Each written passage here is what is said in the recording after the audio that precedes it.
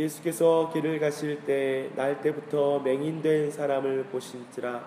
제자들이 물어 이르되 랍비여, 이 사람이 맹인으로 난 것이 누구의 죄로 임함이니까?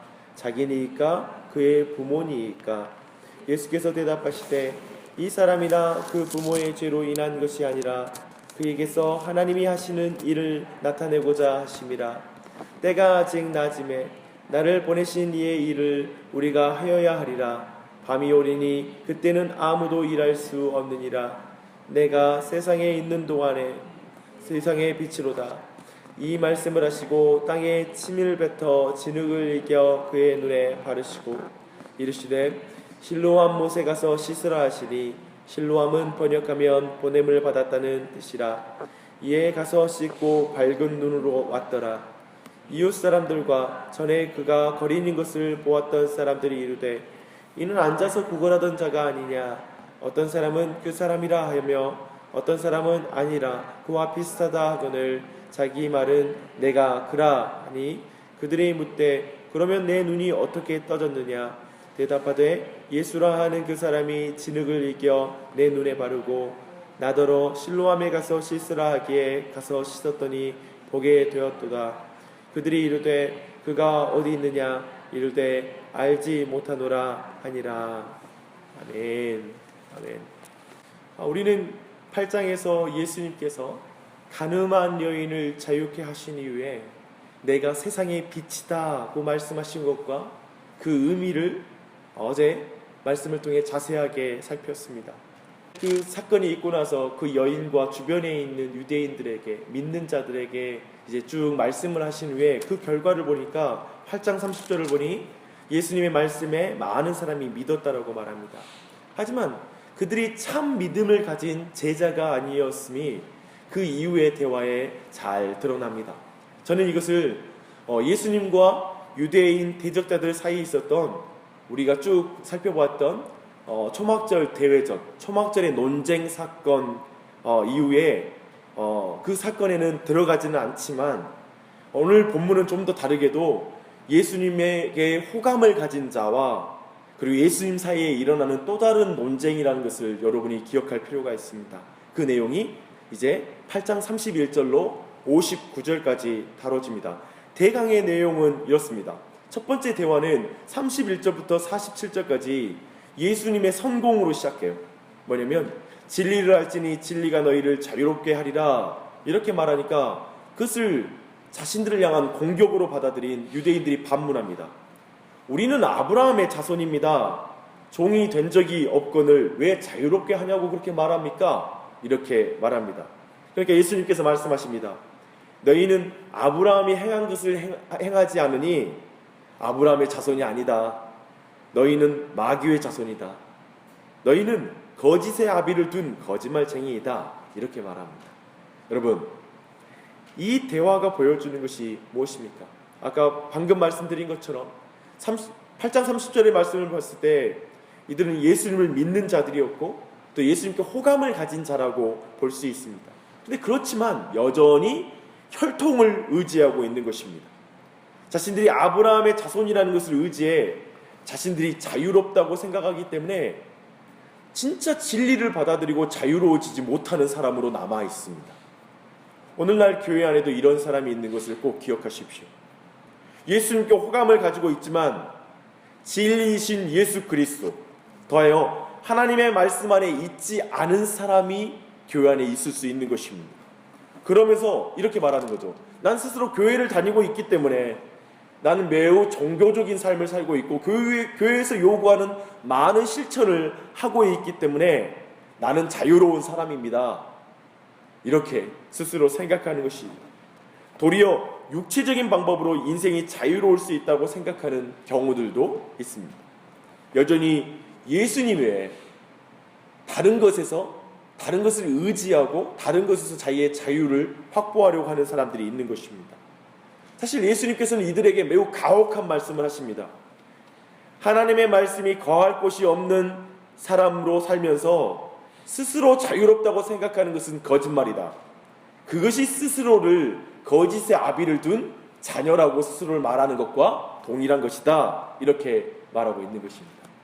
사랑하는 여러분, 여러분 만약에 이 말씀을 직접 들으면 여러분 마음에 어떤 마음이 들 것 같습니까? 반감이 들지 않겠어요? 어느 날 목사가 잠깐 부르는 거예요. 사랑하는 형제, 우리 자매, 진짜 당신의 삶에 말씀이 남아 있습니까? 말씀이 들어갈 장소가 당신의 삶에 있습니까? 제가 보니까 말씀에 순종은 관심 없고 다 육체적으로 행하고 있습니다. 당신의 아비 거짓의 아비 아닙니까?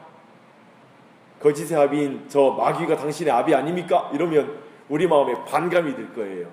그래서 그 반감으로 48절로 59절의 말씀이 이어져요. 유대인이 반문을 해요. 귀신 들렸다고요? 아니요. 귀신을 아비로 모시고 있다고요? 아니요. 당신이 귀신 들렸습니다. 당신이 마귀의 자식입니다. 당신이 거짓말쟁이입니다. 이렇게 똑같이 반문해요. 그래서 그 말에 대해서 예수님이 말씀하십니다. 내 말은 하나님이 판단하실 뿐만 아니라 내 말을 지키면 영원히 죽음을 맛보지 아니하리라. 어마어마한 말씀이죠. 이 말을 듣고 나서 유대인들이 뭐라고 했겠어요? 그러면 너는 이미 죽은 우리 조상 아브라함보다 크냐? 도대체 너는 누구냐? 예수님이 대답하십니다. 아브라함이, 너희들의 조상인 아브라함이 나의 때를 보고 즐거워했다. 나는 아브라함 전부터 있었다. 어마어마한 말씀을 하는 거죠. 지금 이 말에 대한 반응이 59절에 나와요. 돌을 집어들고 돌로 예수님을 치려고 해요. 이게 믿는 것처럼 보였던 그들의 영적 실체예요. 이해되세요?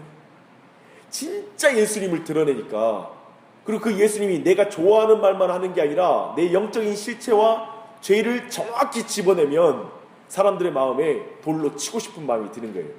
교회에 사람들이 많이 모여 있어요. 근데 진짜 예수님께서 그 사람의 죄를 콕 집어가지고 그 사람의 영적인 실체를 완전히 드러내면 돌을 집어주고 그걸 던지고 싶어하는 사람이 있을 거예요. 그 말을 하고 있는 거예요. 이렇게 해서 예수님께서는 돌로 치려고 하는 자들을 피해서 성전에서 감추시고 이제 나오십니다. 이렇게 해서 초막절 가르침이 다 끝나요. 여기서 마무리가 됩니다. 사랑하는 여러분, 이런 의미에서 이 지금 말씀, 오늘 말씀 전체가 쭉 초막절에 나는 빛이다 라는 말씀 안에 연속되는데요. 그런 문맥에서 이해할 때 오늘 본문이 정확하게 이해됩니다. 한번 1절 봐봐요. 예수께서 길을 가실 때 날 때부터 맹인된 사람을 보신지라. 굉장히 의도적인 설정 아니에요? 방금 전에 예수님이 나는 빛이다 라고 말했잖아요.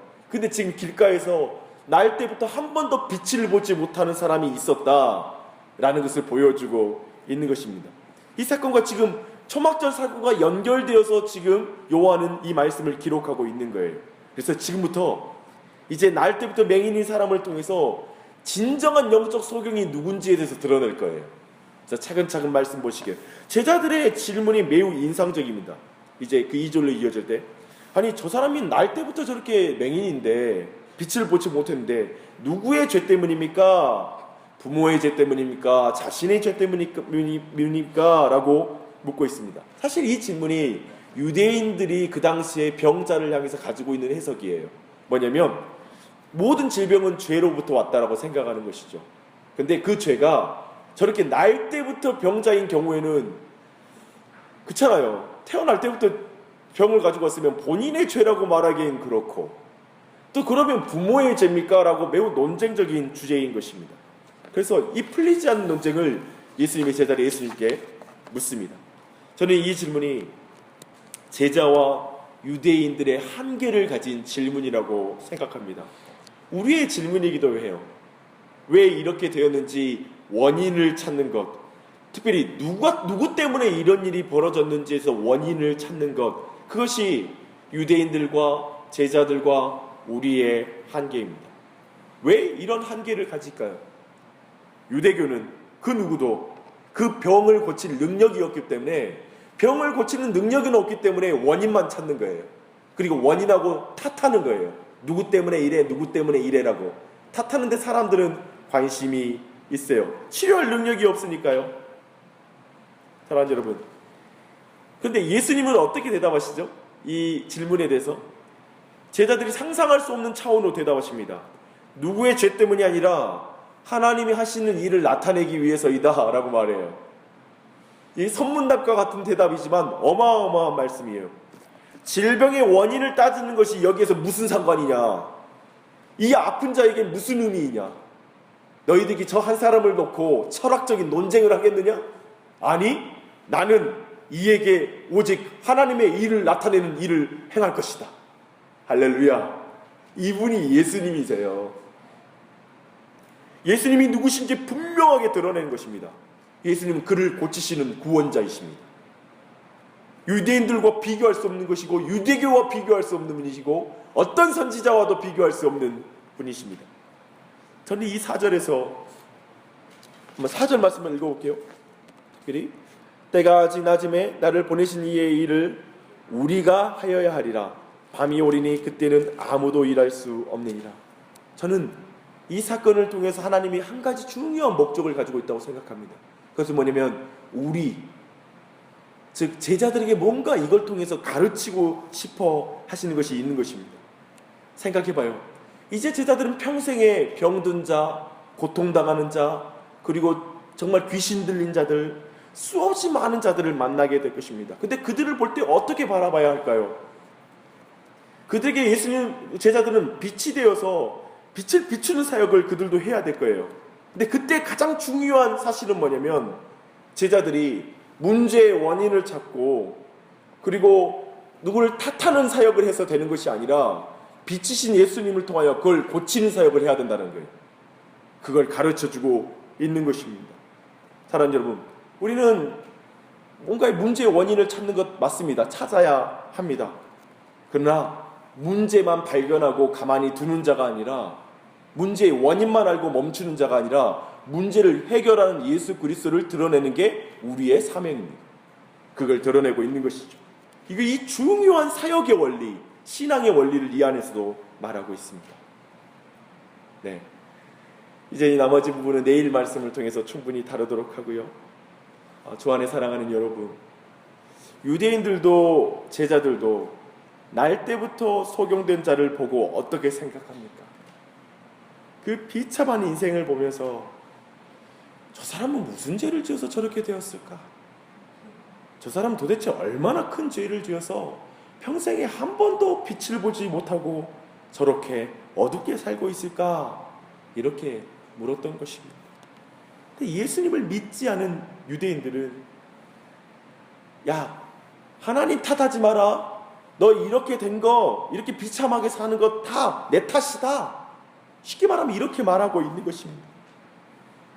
그러나 예수님은 그렇게 세상 사람들에게 무시당하는 사람, 세상 사람들의 말에 속아서 이렇게 생각하는 사람, 내 죄 때문이지 뭐, 다 이렇게 된 게 내 탓이야. 그런데 나는 날 때부터 보지 못했잖아. 이게 다 부모님의 죄 때문일 거야. 그래, 내가 이렇게 사는 것은 어쩔 수 없어. 그렇게 원망도 했었을 그 병자에게 예수님은 다가가시는 것입니다. 예수님은 그에게 죄를 캐묻는 것이 아니라 그 죄의 결과인 비참함으로부터 구원하기 위해 그에게 다가가는 것입니다. 오직 예수님은 하나님의 아들 메시아이기 때문에 그렇게 다른 사람의 눈과 다른 사람의 평가와 다르게 그 사람에게 다가가는 것입니다. 사랑하는 여러분, 이 아침에 예수님이 이분으로 계십니다. 여러분의 죄를 탓하고 너 그렇게 된 게 너 죄 때문이다. 그래, 너가 저를 못하고 네가 어렸을 때 열심히 안 살았기 때문에 네가 삶이 이렇게 팍팍한 거야. 네 판단 때문에 여기 와 있고 너의 결정 때문에 여기 있는 거야. 이렇게 말씀하는 분이 아니라 내가 너의 빛이다. 내가 내 인생 비춰주는 빛이 내가 여기 와 있다. 그리고 그 병을 고치는 분으로 와 계신 것입니다. 사랑하는 여러분, 너무 여러분의 삶의 문제 앞에 자신 탓하지 마십시오. 자신의 원인 규명하고 처방하면서 그냥 죄책감 가운데 머물러 있지 마십시오. 지금 필요한 것은 구원자인 예수님이 옆에 와 계신 걸 믿는 거예요. 지금 오늘 기도할 때도 그걸 믿어야 돼요. 기도할 때 내가 잘못했으니까요, 이런 게 당연하지만요, 그 자리에만 머무는 게 아니라 주님 죄인입니다. 근데 주님 도움 필요합니다. 와주십시오. 내 인생 속에, 우리 교회 가운데, 우리 자녀들에게 와주십시오. 라고 믿음으로 기도하십시오. 그런 기도 가운데 하나님의 응답을 경험하는 우리 모두가 되기를 예수 그리스도의 이름으로 축복합니다. 기도하십시다. 하나님 아버지, 맞습니다. 나서부터 빛을 한 번도 보지 못하였던 이 사람, 주변의 사람들은 옆에 와서 항상 야, 네가 이렇게 된 게 무슨 죄 때문인지 모르겠구나, 네 부모 죄 때문인지 너 때문인지 그러면서 늘 그렇게 바라볼 뿐, 그리고 그에 대해서 평가할 뿐, 그를 고치려고 하는 사람은 아무도 없었습니다. 우리 인생도 그렇지 않습니까, 주님? 다들 우리의 인생 측은하게 생각할 때도 있고 위로해주는 사람들도 많이 있을 것이고, 또 어떤 사람들은 야, 너 그래서 너가 잘못해서 그렇지라고 탓하는 사람들도 많을 것입니다. 그런데 우리 예수님이 그런 분이신가요? 오늘 말씀을 통해 그런 분이 아닌 걸 우리가 배웁니다. 주님, 우리에게 탓하지 않으시고 우리에게 먼저 찾아오셔서 정말 우리의 깊은 질병을 고치신 예수님의 이름을 찬양합니다. 주여, 우리 가정에 오시옵소서, 우리 자녀들에게 와주시옵소서, 우리 배우자에게 와주시옵소서, 우리의 교회에 와주셔서 주님, 이 예수 그리스도 병을 고치시고 근원을 고치셔서 하나님의 일을 나타내시는 역사 있게 하여 주시옵소서. 우리에게 필요한 것은 하나님의 일을 나타내시는 예수님이 너무나 필요합니다. 우리의 인생을 평가하는 사람도 필요하겠지만 거기에 멈추는 것이 우리에게 필요한 것이 아니라 우리에게 필요한 건 우리의 근원적인 문제를 고칠 수 있는 분, 그분이 너무나 필요합니다. 주님, 이 아침에 그분을 향해 간구하기 원합니다. 모든 우리의 인생의 문제, 소원들 다 아뢰일 것입니다. 그러나 그 모든 문제를 궁극적으로 바꾸는 분이 예수님인 줄 믿사오니 오시옵소서, 다스려 주시옵소서, 성령 충만하게 하여 주시옵소서. 이 한날에도 주의 은혜가 우리 가운데 넘치길 간구하며 예수님의 이름 받들어 기도합니다. 아멘.